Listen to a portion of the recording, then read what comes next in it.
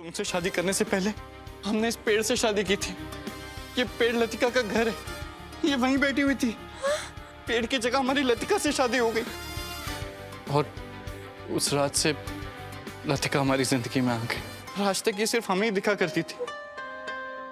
हमने तुम्हें सच नहीं बताया क्योंकि तुम डर जाती और डर के हमें छोड़ के भाग जाती।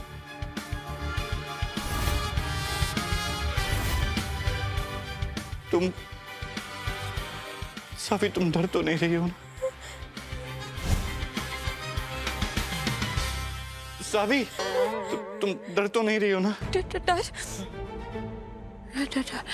डरूंगी क्यों मैं? जो बात सच्ची नहीं है उससे कोई क्यों डरेगा?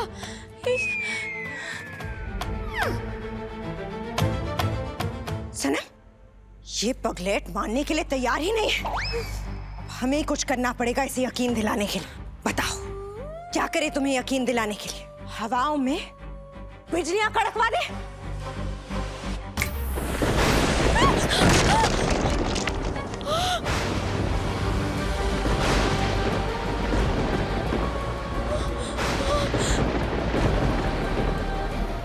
कहो तो आंधी तूफान ला दे चारों दिशा में?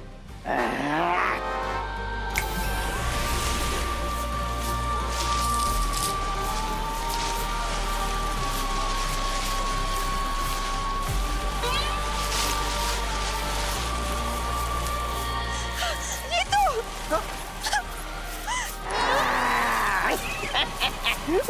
दीदी समझ गई। साबी समझ गई है ना साबी? समझ गई ना? समझ गई। कब से कह रहे हैं शराफत से हमारी सनम की जिंदगी से निकल जाओ, पर ये है कि मानने के लिए तैयार ही नहीं है।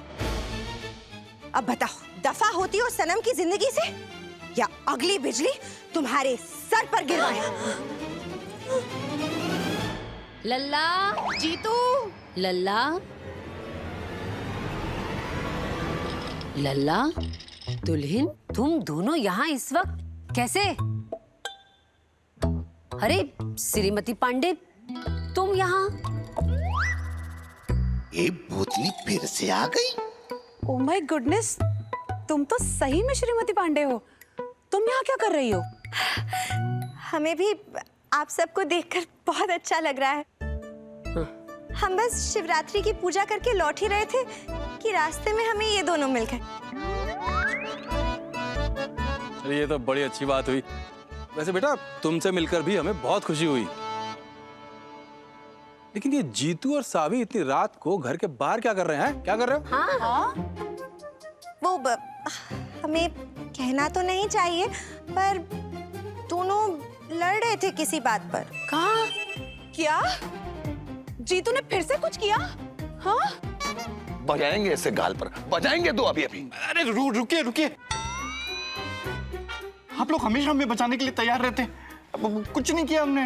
हम लड़ नहीं रहे थे, हम तो सिर्फ बात कर रहे थे। सब ठीक है ना सावी?